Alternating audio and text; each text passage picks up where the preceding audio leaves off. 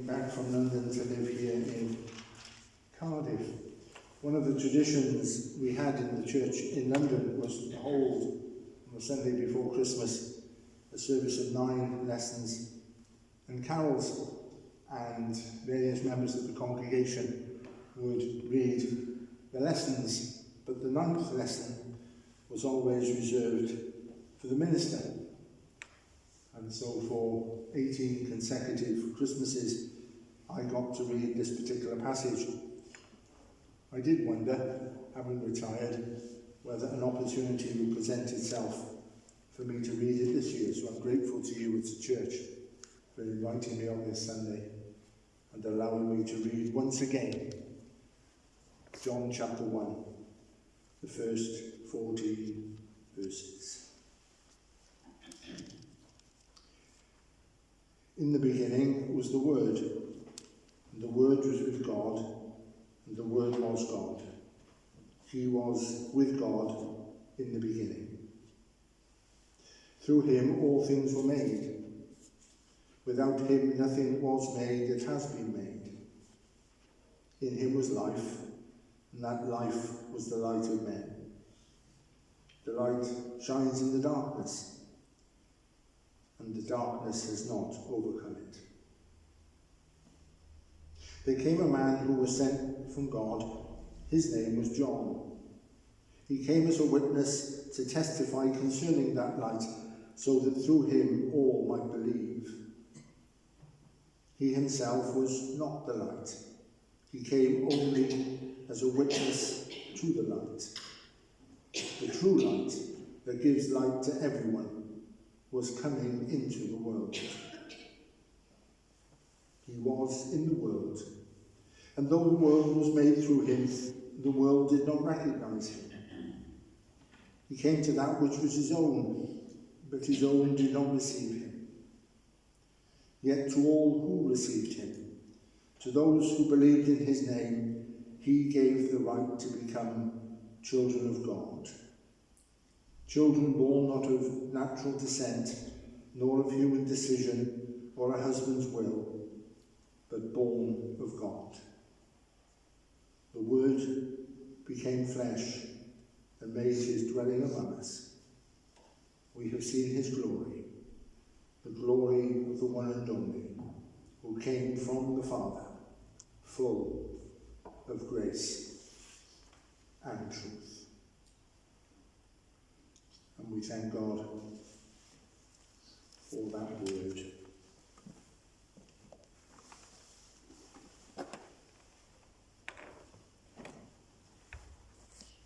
And if we've grown up in church, then those words would have been so familiar, you almost cannot stop yourself reciting them as the minister reads them. They are words which are at the heart of what we believe as Christians. Some of the most powerful and the most poetic of words that we find in the whole of Scripture. The author struggling to come to terms with the magnitude of what he was seeking to describe. Talking about one who was in the beginning with God. Talking about one through whom everything that has been made was made. That nothing was made without his being involved in it. Talking about one who was coming into the world to be the light for the whole world. To light up the lives of everyone. A light so powerful that darkness, however we understand that term, darkness has never from then till now and never will be able to overcome it. The light shines in the darkness. And yet the author is sufficiently realistic to acknowledge that whilst all of this was happening, there were different reactions. He was in the world, and even though the world itself was made through him, he was in the world, and yet the world did not recognize him for who he was. The world was blind to the truth concerning the significance of the one who was born at Bethlehem.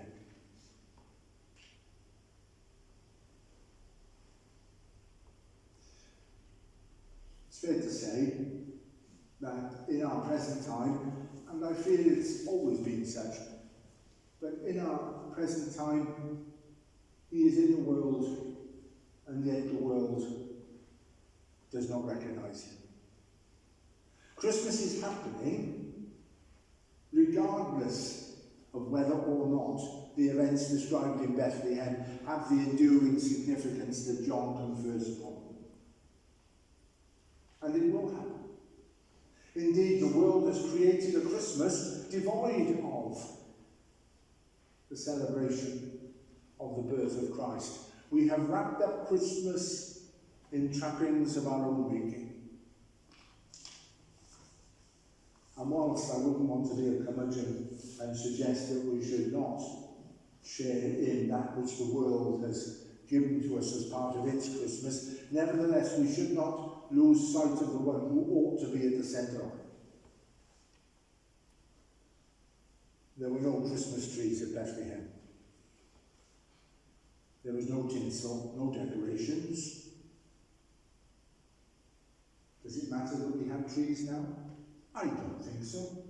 And I guess we all have trees. We struggled to put our tree up yesterday. We've moved from a larger house to a smaller house. You suddenly realise your tree doesn't fit as easily as it used to fit. And we had to take a bit off the top, and a bit off the bottom, and a bit off both sides, and we have a rather pathetic looking tree now, but we have a tree. And we have it. We have the tinsel, we have the decorations, we have the trappings of Christmas as the world gives us. There was no turkey or Christmas pudding at Bethlehem. Now I know turkey is going out of fashion somewhat, and I know there's apparently a shortage of turkey. My wife is a vegetarian, a rather vigilant and vehement vegetarian, which means that if I want to have turkey, I have to get it for myself. So I sneak in a slice of cold meat when she's not looking. But the vast majority of people will enjoy a good Christmas lunch.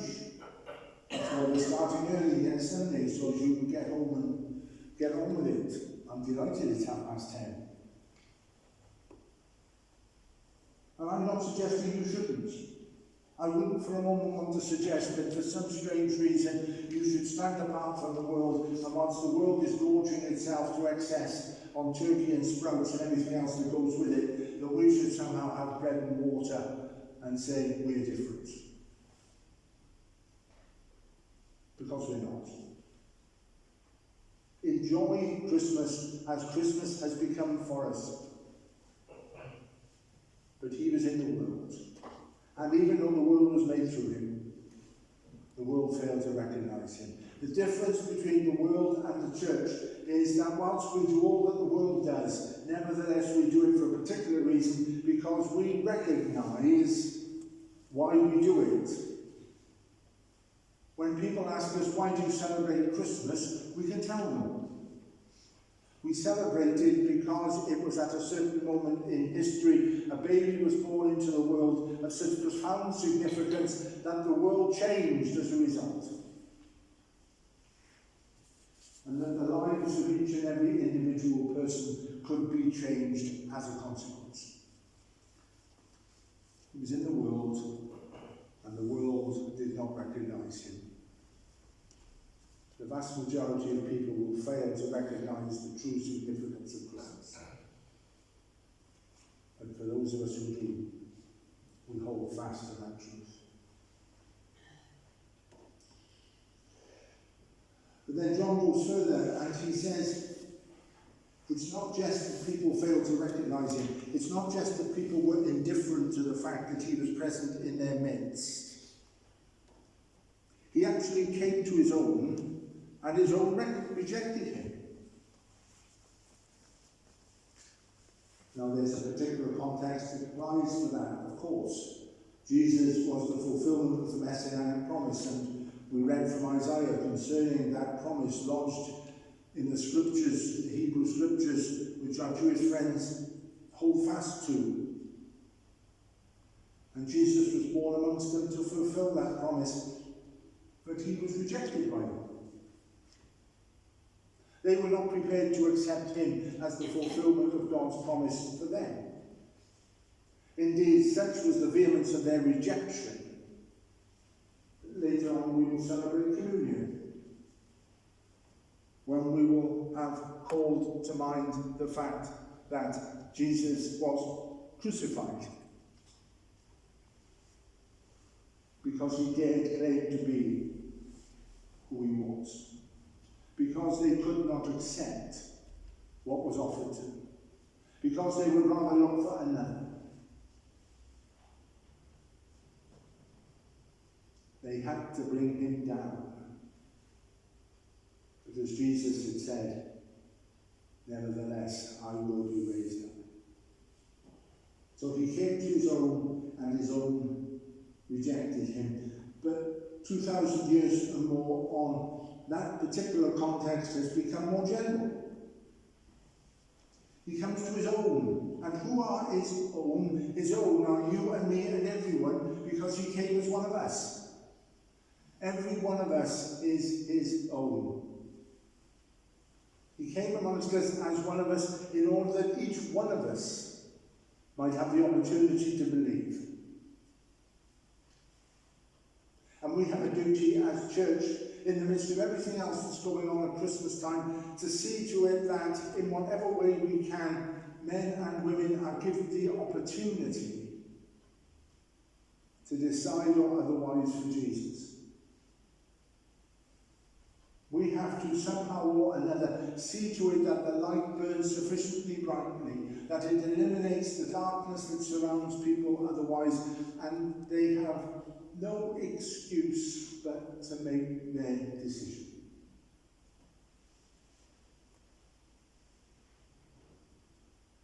There's no fence sitting as far as Jesus is concerned. He would say himself during his ministry, you cannot serve two masters. You cannot. You're either on one side or the other. And those who fail to accept him would be judged as having rejected him. Those who fail to recognize him for who he was would be condemned for their failure so to do. Matthew 25 tells us concerning what we know of as the parable of the division of the sheep and the goats. And Jesus goes through a whole list of different things concerning how people might respond to the needs of others. And he commends those who served accordingly. And he says, because every time you did it for one of these, you did it for me. And then he upbraids those who did not serve in the way that they might have done. And their pathetic response was, if we'd have known it was you, we'd have done something about it.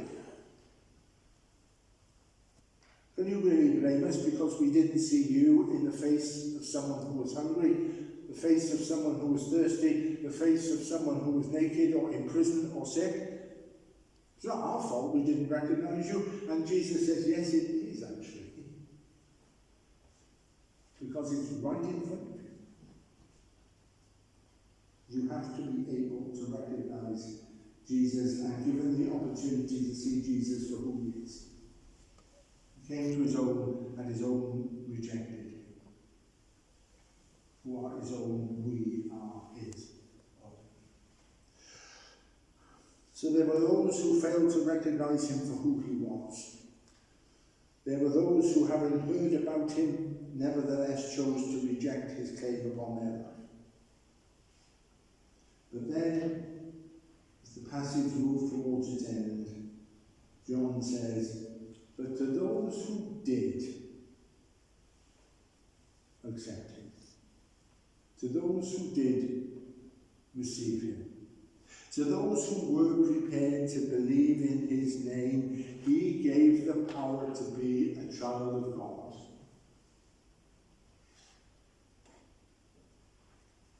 What is the most precious gift we can receive at Christmas? Is it that which has the greatest monetary value that attaches to it? That's how my children tend to measure Christmas. That's why we have to be very careful to cut the price tags off, because otherwise they're looking at each other and saying, well, she had so much and I only have a little. Is that how we judge presents or gifts? Is it something of peculiar significance relating to a past event in life or a present event in life? Something which has that nostalgia attaching to it. It doesn't matter what the value is, because it is precious. Is it the visit of a long-lost relative? Or a card that comes from someone you've never heard of for a number of years? A phone message, an email, whatever, where you communicate. Is this how we measure the preciousness of the gifts at Christmas? John tells us that the most precious gift that we can receive is to be welcomed into the family of God as a child of God. The older translations of the passage we read would have used slightly different language toward the end. We talked about Jesus being the one and only. The older translations have, I think, the more beautiful words, the only begotten Son of the Father. Jesus' circumstances of his birth were unique. None of us can be born into the family of God as was Jesus. He was in the beginning with God, and nevertheless is the only begotten Son of the Father. Hence John reminding his audience that when we talk about becoming a child of God, it's not how we would understand it. It's not about natural descent. It's not about human will. It's not about a husband's desire. All of which contribute in one way or another to our natural birth. No. It is because we are invited to become part of God's family as children. And Paul will later on unpack this. And he will talk about us being children of God by adoption. Adopted into the family of God, not born of natural descent. We can become brothers and sisters in Christ according to the fact that we have been adopted into the family of God. That is why adoption has been very much at the heart of Christian charitable work. And many of those children who have been delivered from difficult and dangerous places in the world, their parents having died in tragic circumstances, often in war and violence, it has been Christian charities who have rescued those children and found homes for them where they can be by adoption members of families. And we thank God for the work of Christian adoption agencies.